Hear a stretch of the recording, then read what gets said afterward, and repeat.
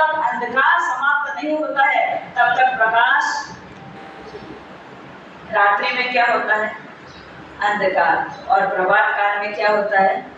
प्रकाश। यानी जैसे ही रात्रि का अंधकार आता है और सबके भीतर क्या आता है? रात्रि में क्या होता है? खाए।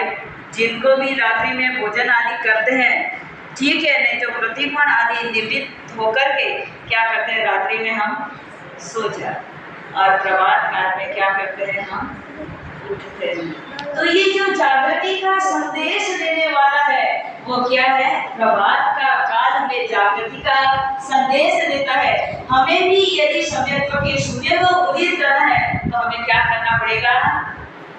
मिथ्यात्व के अंधकार को समाप्त करना पड़ेगा। जब तक मिथ्यात्व का अंधकार समाप्त नहीं होगा तब तक हमारा सम्यक दर्शन का सूर्य उदित नहीं हो सकता। एक बार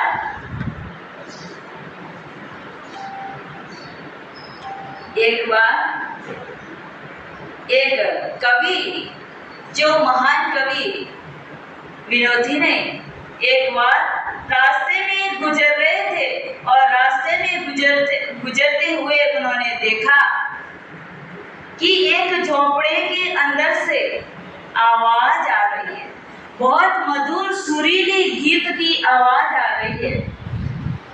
गुजरते हुए उन्होंने देखा, दृष्टि दौड़ा, ये आवाज किधर से आ रही है, और जिधर आवाज आ रही थी उधर उन्होंने आगे कदम बढ़ाए और कदम बढ़ाते हुए उस झोंपड़ी में प्रवेश किया।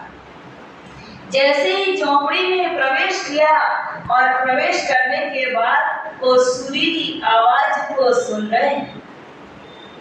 अंदर प्रवेश करने के बाद उन्होंने पूछा, क्या बात है, इतनी सुंदर आवाज में, इतनी मधुर आवाज में कौन गा रहा है? अंदर एक बहन बैठी हुई अंदर गान गा रही थी। उसकी सास ने कहा कि कारण ये है कि हम झोपड़पट्टी में रहने वाले व्यक्ति हैं और हमारे पास कोई साधन नहीं है। साधनों के अभाव में हम इसी प्रकार से भक्ति करते हैं।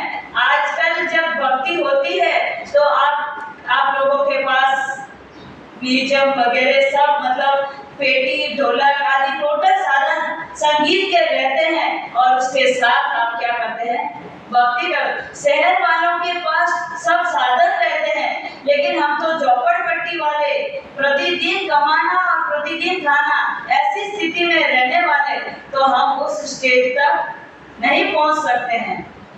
उसकी सारी बातें सुनकर के उस कवि ने कहा कि मैं इसके लिए एक व्यवस्था करता हूँ। जब भी इसकी गाने की इच्छा रहे तब मैं इसके लिए सब व्यवस्था करूँ। कवि की बात को सुनकर के उस बहन के चेहरे पर हंसी आ गई और उस बहन ने विचार किया कि ये मेरा उत्थान करने वाले हैं, तो क्यों ना उनके चरणों में उठकर के स्पर्श किया। और स्पर्श करने के बाद उसने कहा कि अब जब भी ऐसा अवसर आए तो मुझे भी क्या करना, याद कर लेना। मैं भी ऐसे संगीत के स्वरों को गुनगुनाते हुए मैं भी उच्चता के शिखर को छू सकता। कवि ने उसके लिए ये सारी व्यवस्था कर दी थी। कहने का तात्पर्य, कवि के भीतर में यदि संवेदनशीलता नहीं होती तो गाना सुनकर के आगे भी बढ़ सकते थे, लेकिन कवि के भीतर में कितनी संवेदनशीलता थी।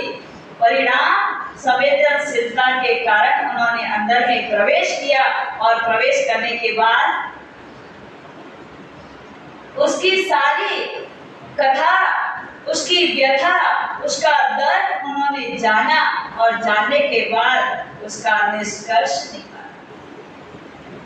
हमें भी यदि चरमावर्त में प्रवेश करना है, यदि अज्ञान के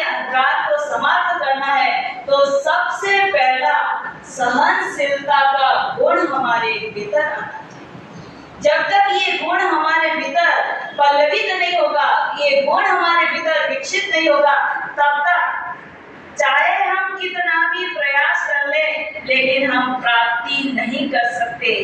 और प्राप्ति करनी है तो सहनशीलता का गुण हमारे भीतर लाना पड़ेगा। और उस गुण की प्राप्ति के लिए कृतज्ञता हमें नहीं करना।